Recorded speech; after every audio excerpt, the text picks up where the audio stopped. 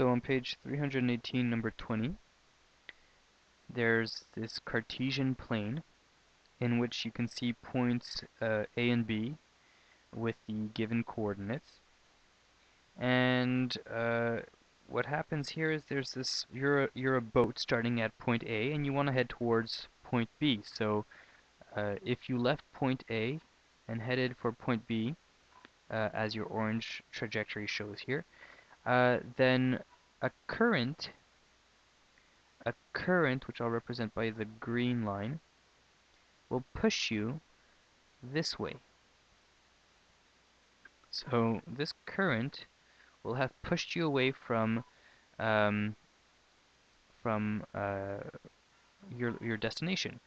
So what you have to do if you're the boat is overshoot point B. You have to go further than you need to, like this.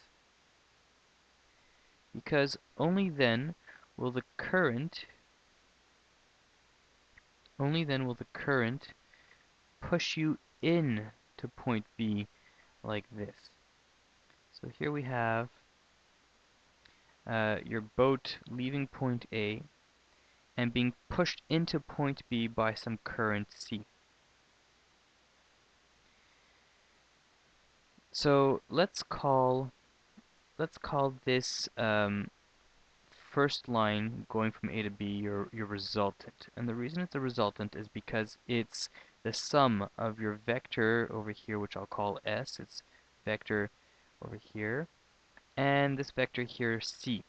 So your resultant vector, R, which is what you want to achieve, you want to go from A to B, it's equal to the vector S, which is you overshooting point B, plus the current, which then pushes you into point B.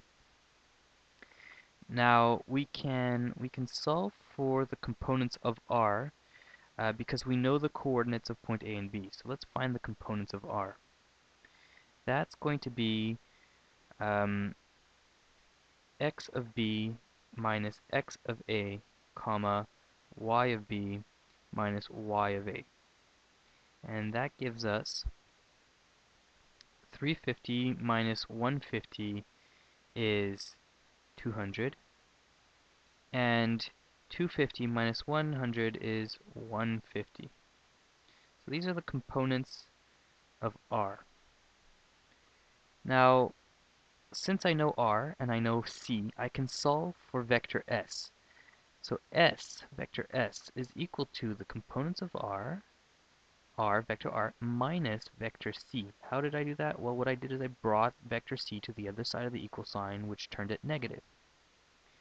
Now what I'm going to do is subtract from my vector R, from the components of R, the components of C.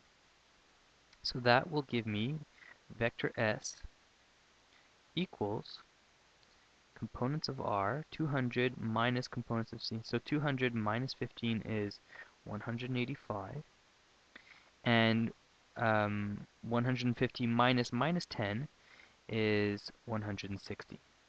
So here are the components of S. With the components of S, I can find the orientation, which is ultimately what we were looking for. So let's draw in these components now that I know what they are. This height here is 185, and this base over here is 160. So if I'm looking for this angle over here, theta, then I can use trigonometry. In fact, I can use tangent. So tangent of theta is equal to 185 over 160, because I did opposite over adjacent. Taking the tan inverse on both sides, I get theta equals tan inverse of 185 over 160. Now let's take out our calculators. And I will do 185 divided by 160 equals, and now I'll take the tan inverse of that, and that gives me 49.14 degrees. And that's the orientation of our vector S. This is the angle of our trajectory that we have to go if we want the current to push us into point B.